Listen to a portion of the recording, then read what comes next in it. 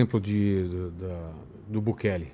O que dá para aprender com o cara e o que é perigoso para o Brasil? O Bukele, ele teve a coragem de mostrar que se você coloca lei e ordem, as pessoas percebem e você muda toda a dinâmica do país e o seu país passa a ser, vamos dizer, passível de ser alterado em outros temas. O Bukele é muito conhecido por segurança, naturalmente. Mas se você não tem segurança, você não consegue fazer outras coisas. Onde eu quero chegar? Vamos lá. Eu não consigo fazer um bom programa de segurança pública na Rocinha, porque eu não consigo levar os funcionários públicos pra Rocinha. Eles vão lá com medo, tem que pedir a autorização do dono da boca. Então, não dá pra fazer isso. Mesma coisa em Santa Quitéria, no Ceará. Todos os serviços públicos são mitigados. Então, eu não consigo fazer as outras coisas que o Estado precisa fazer, ou que a iniciativa privada precisa fazer, porque você não resolve o básico. É a mesma coisa assim. Eu não consigo pedir pra você escrever um artigo ou fazer seu programa enquanto eu estiver te dando porrada física.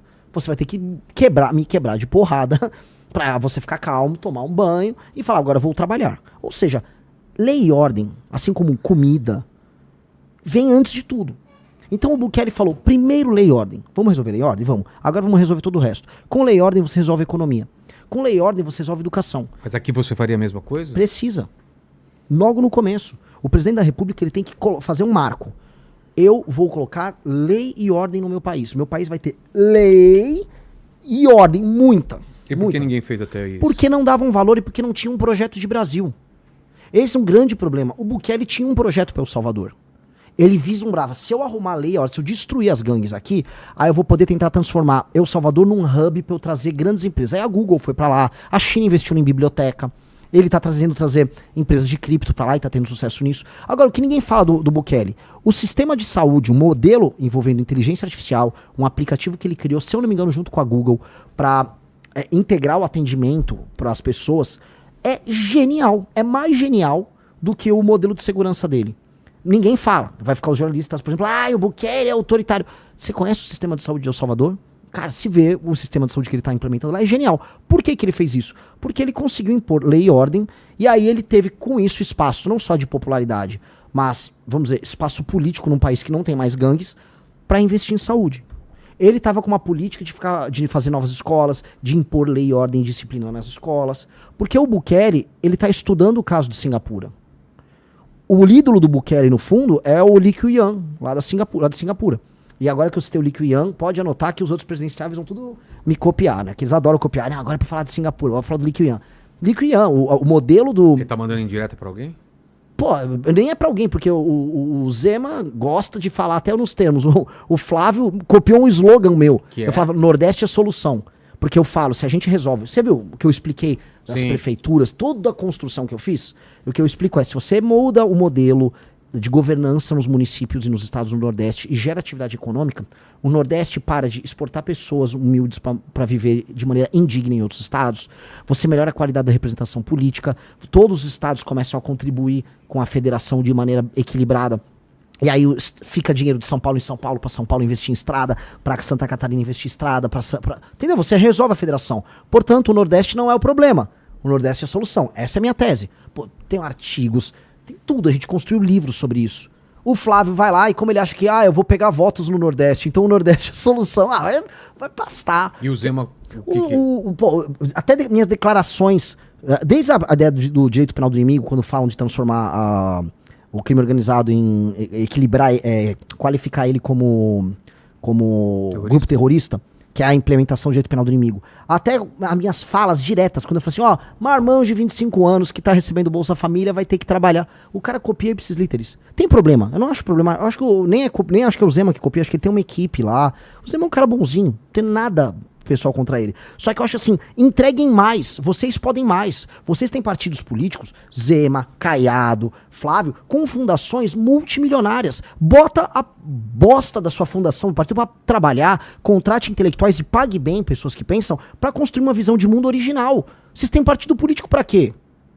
Então, o meu partido, que assim, é pobrinho, a gente constrói a própria visão de mundo. Então, pega a galera, o PL, que é o partido lá do Flávio, tem uma fundação, acho que é a Fundação Álvaro Vale.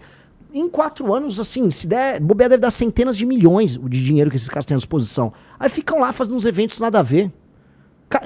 Use a fundação para o que a lei manda, que é crie políticas públicas, crie um horizonte Brasil. Ninguém cria. Então isso que me irrita.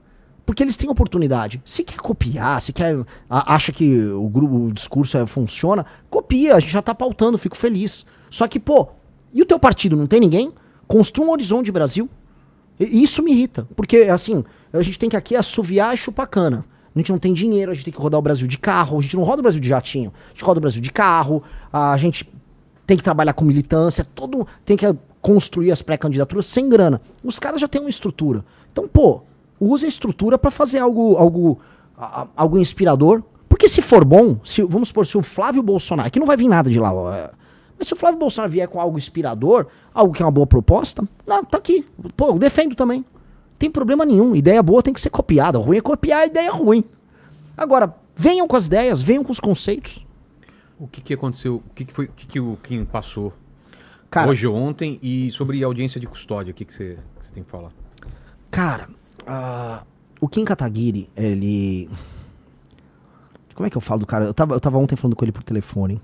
Porque eu conheço o Kim, como eu falei, como o nosso japonês, molequinho... Fedido lá, jogando videogame no escritório. E ele se tornou um cara... Pô, é o deputado que é mais resolutivo. O que eu chamo de resolutivo? Não apenas ele tem produtividade com relatórios, mas ele passa relatórios importantes, ele passa projetos importantes. Ou seja, o impacto do Kim na vida das pessoas é muito bom, é muito positivo. E ele ter conseguido... Pô, você tem essas bancadas de deputado, que são os deputados policiais, que dá muita audiência, sabe? Ah, sim. Dão muita audiência. Ele sempre elege o capitão não sei o quê, o coronel não sei das quantas, o tenente não sei o quê, o cabo blá blá blá. E aí é o japonês que joga videogame, que passa o projeto que endurece as penas.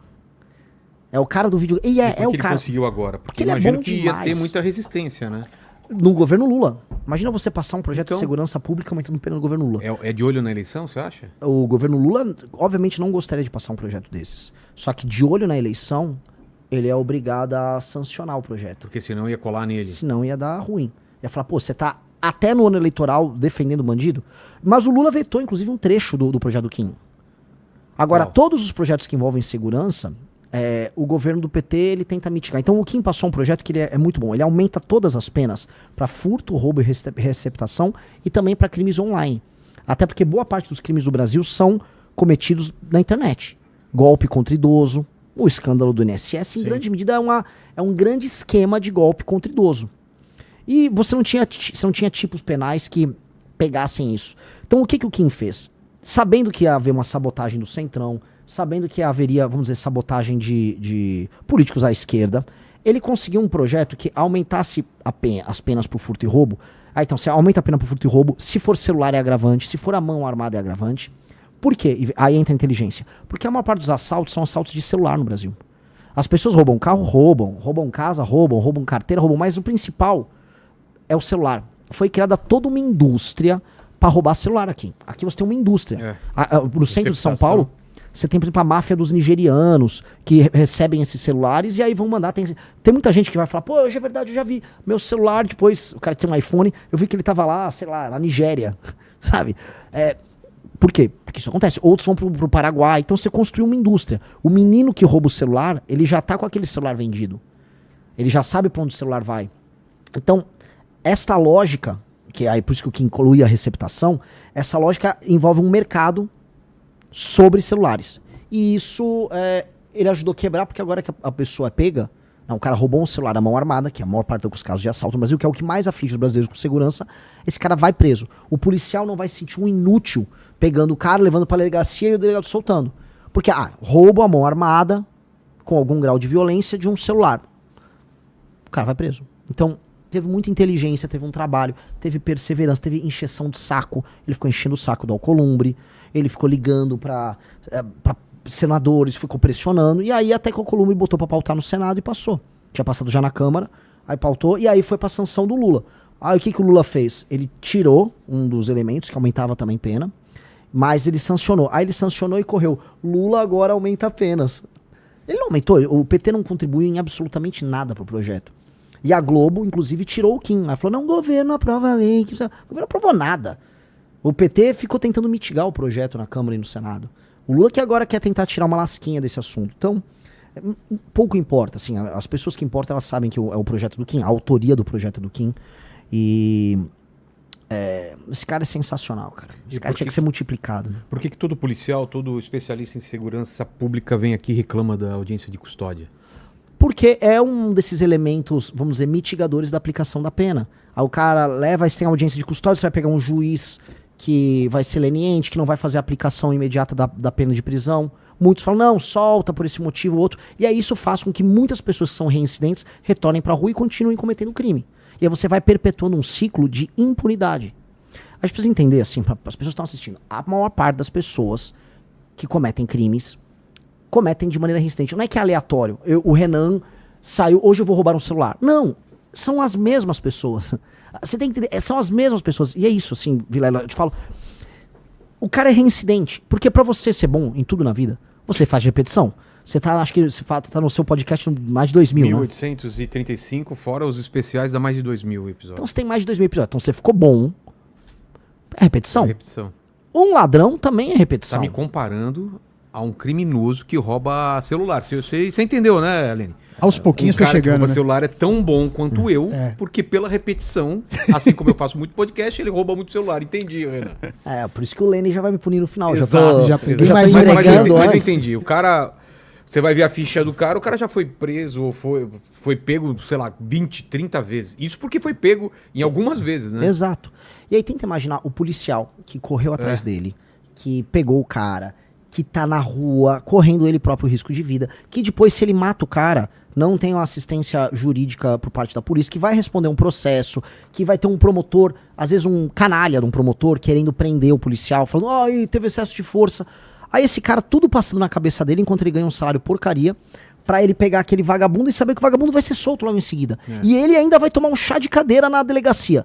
Então, se você for pegar todo o ciclo da experiência do policial no enfrentamento ao crime, o policial, pra topar ser um policial num cenário desse, o cara, ou ele é um herói, ou ele é muito louco. E eu acho que na maior parte dos casos ele é um herói. Porque o cara, pra manter a fé na farda, sabendo que tem todo esse sistema construído pra isso, é muito errado. Então, assim...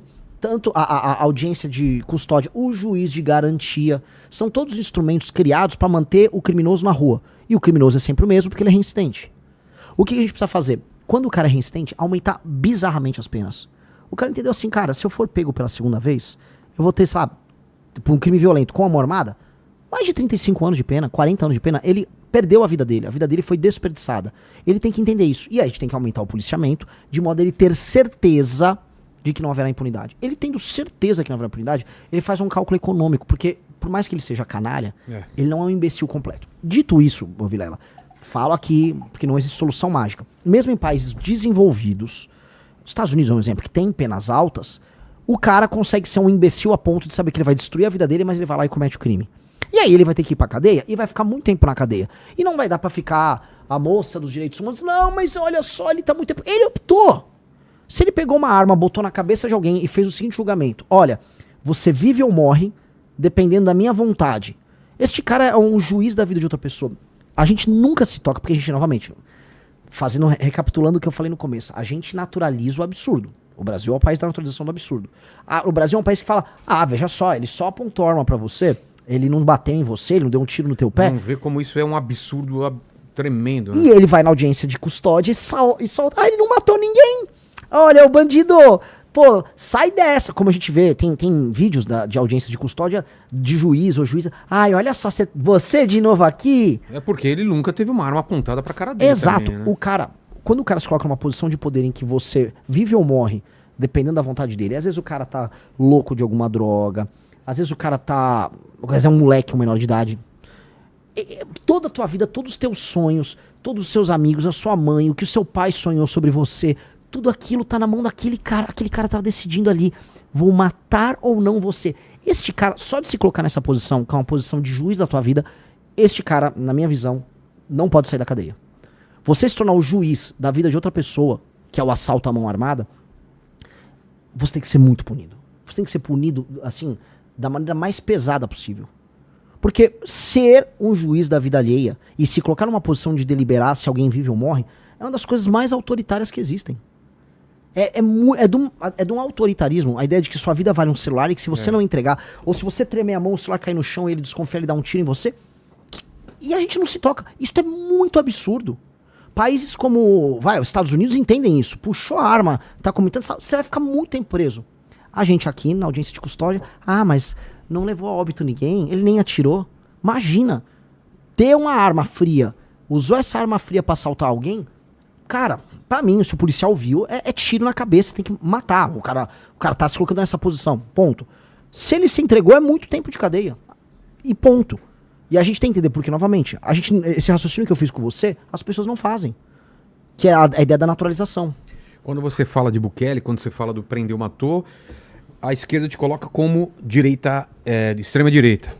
E os bolsonaristas colocam você como esquerda. Renan, o que você é? O que o Missão é?